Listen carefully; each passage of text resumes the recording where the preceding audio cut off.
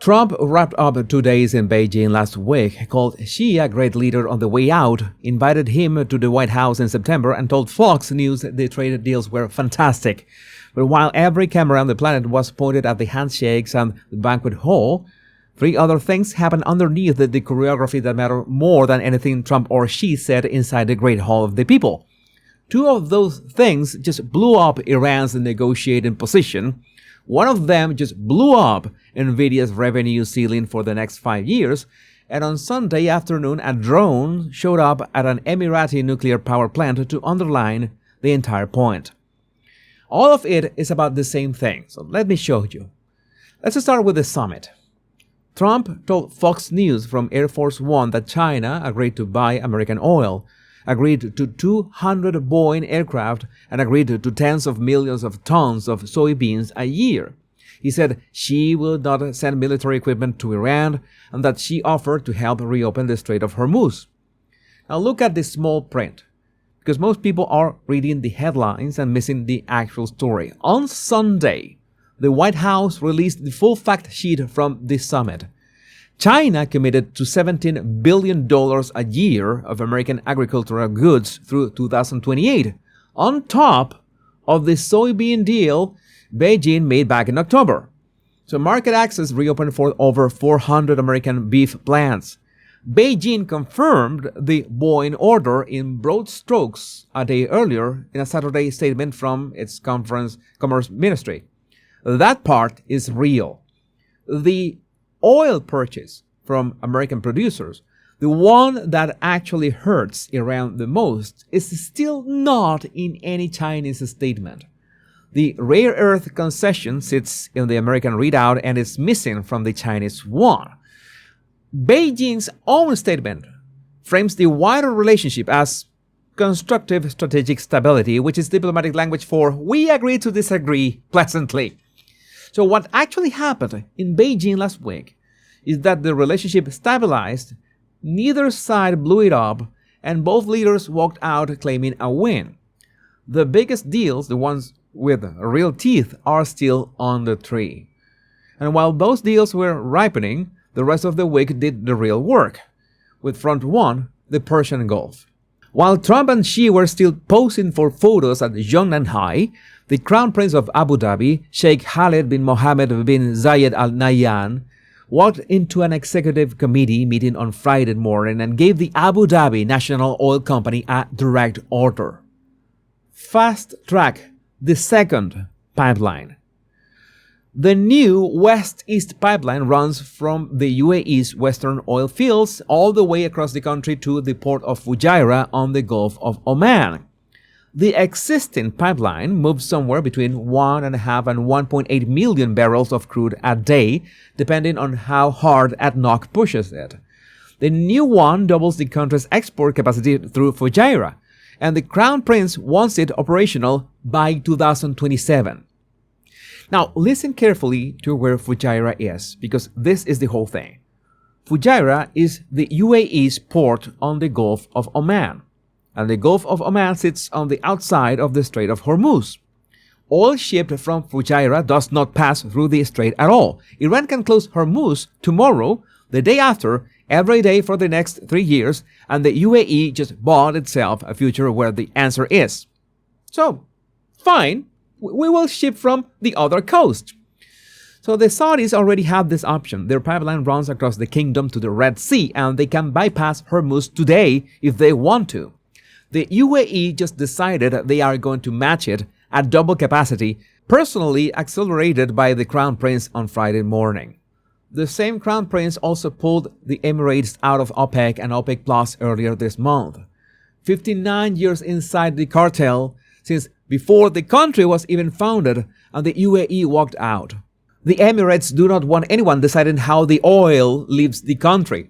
The pipeline and the OPEC exit are the same motion. To get my deeper analysis on geopolitics and markets, go check my blog, The Power Pundit. I can say things there that I'm not allowed to say anywhere else. Link in the description. Now, let's ask the question that matters.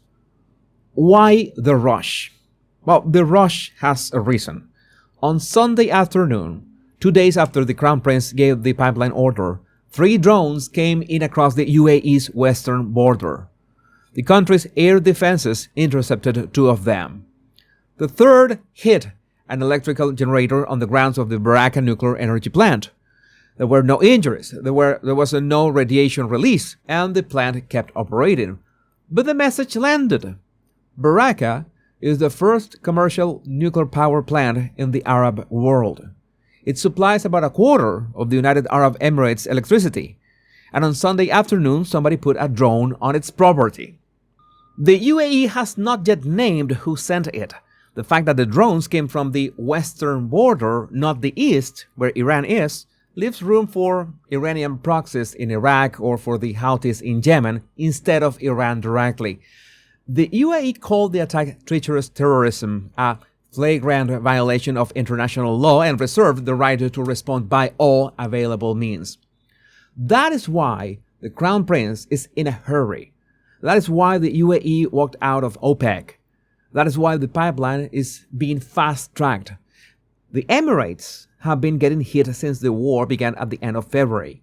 The UAE's oil production today is roughly half of what is before the war.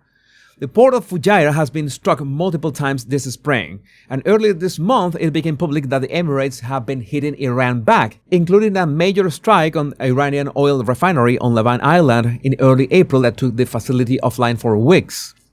So Iran's leverage of the global oil market has been the Strait of Hormuz for 40 years. About a fifth of the world's oil flows through that one waterway, and every time Tehran has threatened to close it, the price of every barrel on the planet has jumped. That card has been played so many times, the muscle is worn out. And right now, with the war in its 3rd month and the strait effectively closed since February, Iran is playing it for real.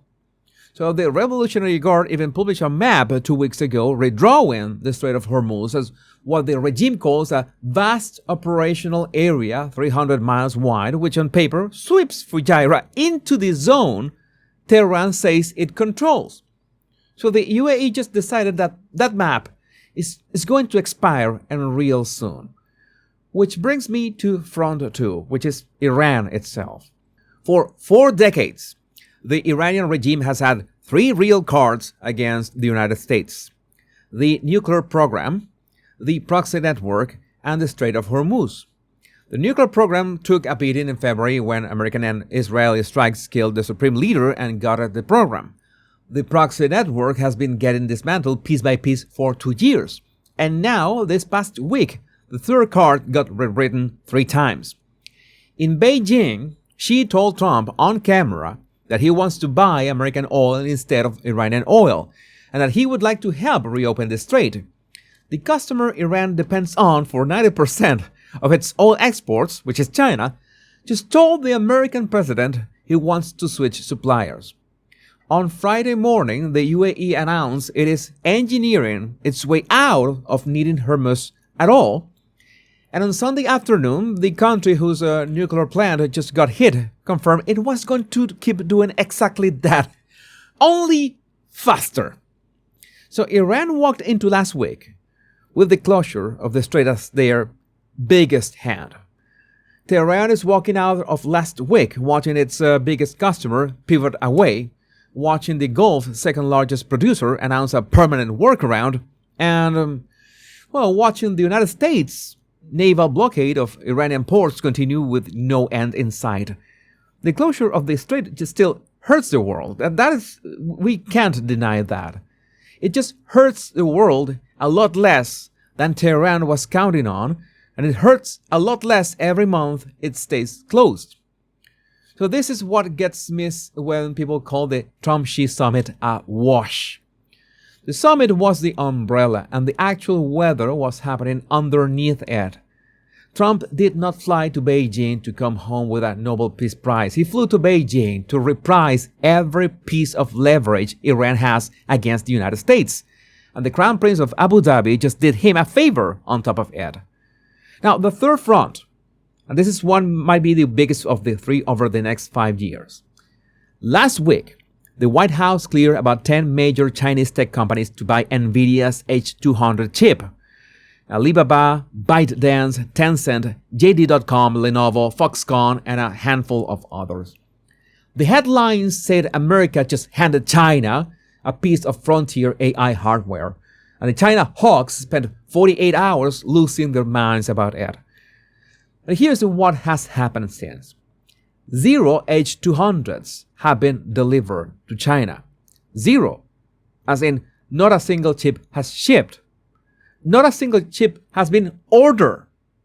And this was not Trump pulling the offer back. This was Beijing. The Chinese government quietly told his biggest tech firms to pause their orders, citing new supply chain security rules and talk of backdoors in the chips.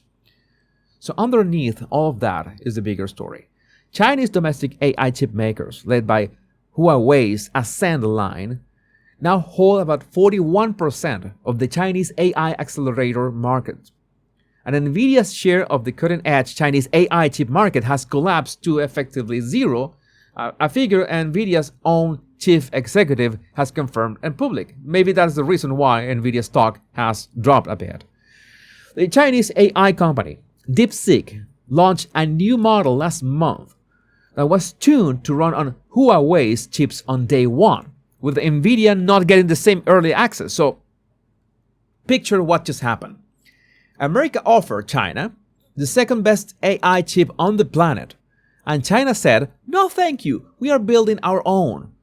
The trade that Trump appeared to give Xi in exchange for everything else on the table is a trade that turns out to cost almost nothing because the buyer is not buying. So what has happened is that Beijing is hedging here. The calculation is simple. Long term, depending on an American chip is a vulnerability Beijing cannot afford. So Beijing is eating the short-term performance gap to close the long-term gap.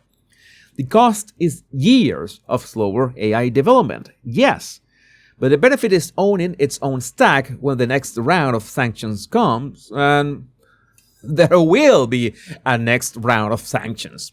So put the three fronts together. The UAE is engineering around Hormuz because Iran's leverage is too painful to leave intact. China is engineering around Nvidia because Americans' leverage is too painful to leave intact. And Iran is watching both of its biggest hands get rewritten in the same week that one of those hands took a drone to the wall. So the summit was the soundtrack. The three fronts are the actual score. This is the spine of every story I am telling you this year. Compute is the new oil. Oil is still oil, and rare earths are the keys to both. Every empire on the planet right now is looking at its dependencies and quietly building a hedge on every single one of them. The UAE on energy, China on chips, America on rare earths, India on Russian crude, Europe eventually on everything. So that is the story of 2026, and the week we just lived through, with most of the cameras pointed at a handshake, was when it accelerated. To get my deeper analysis on geopolitics and markets, go check my blog, The Power Pundit. I can say things there that I'm not allowed to say anywhere else. Link in the description. And share this video with your family and friends so they know what's really going on. My name is Jesus Enrique Rosas. I'm The Power Pundit. Much love and bliss.